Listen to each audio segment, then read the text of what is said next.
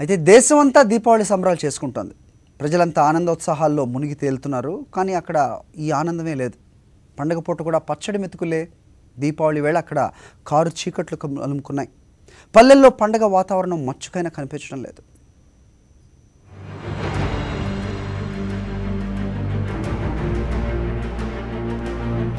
ఇది ఏపీలోని కృష్ణా డెల్టా ప్రాంతం. ఈ సమయంలో పాడి పంటలతో పచ్చగా కలకలలాడాల్సిన పల్లెలు ఎడారులను తలపిస్తున్నాయి. రాష్ట్ర ప్రభుత్వ విధానాలు రైతులకు ఈ గతి పట్టించాయి. పట్టసీమ ద్వారా ఆగస్టు 15 నుంచి సాగునీరు అందిస్తామని సీఎం చంద్రబాబు రైతుల్లో ఆశలు నింపారు. కానీ ఇప్పటికీ డెల్టాకు కాలువల ద్వారా చుక్క నీరు కూడా రాలేదు. దీనికి తోడు వర్షాలు లేవు. దీంతో పంటలన్నీ బీడుబారిపోయాయి. దాదాపు 3 లక్షల ఎకరాల్లో వరి పంటలు ఎండిపోయాయి. వేల రూపాయల పెట్టుబడులు నేలపాలయ్యాయి.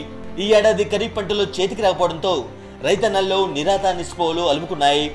దీనికి తోడు కొండెక్కిన నిత్యావసర వస్తువుల ధరలు, రాజధాని పేరుతో ప్రభుత్వం భూములు లాక్కోవడం, రుణమాఫీ కాకపోవడం వంటి దుర్భర పరిస్థితులు పండుగ సంబరాలపై ప్రభావం చూపుతున్నాయి.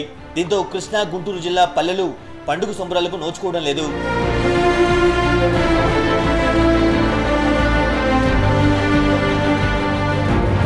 ప్రతి ఏటా దీపావళి సందర్భంగా విజయవాడలో భారీగా టపాకాయల విక్రయాలు జరుగుతాయి. ఈసారి మాత్రం కొనేవారు లేక దుకాణాలు వెలవెలబోతున్నాయి. టపాసుల ధరలు కూడా బగ్గుమంటున్నాయి.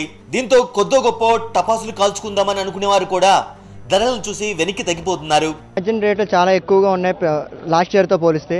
ఈ మధ్యకాలంలో కందిపప్పు అన్ని రేట్లు పెరిగిపోవడంతో ఇక పండగ చేసుకునే వాతావరణం లేదు. ఏదో మధ్యతరగతి వాళ్ళు ఏదో కొన్ని కొనుక్కొని పిల్లల కోసం ఏదో తీసుకెళ్ళడం తప్పితే ఆనందంగా చేసుకునే పండగ అయితే ఇప్పుడు ప్రస్తుతం లేదు. ఇదివరకు ఉన్న రోజుల్లో అయితే టపాసుల విక్రయాల స్టాల్స్ కు జనం అంతంత మాత్రంగానే వస్తుండటంతో వ్యాపారుల్లో సైతం ఆందోళన నెలకొంది. కానీ బేరం చూస్తే నీటి మీద చాలా డల్లుగా ఉన్నది. వ్యాపారస్తులు ఏమైపోతారని నాకు బెంగగా ఉన్నది. కానీ మూమెంట్ మాకేం కనబడతలేదు.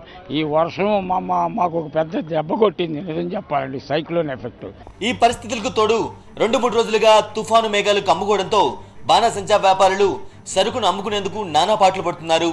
25% డిస్కౌంట్లతో అమ్మకాలు సాగిస్తున్నారు. సాక్షి న్యూస్, విజయవాడ.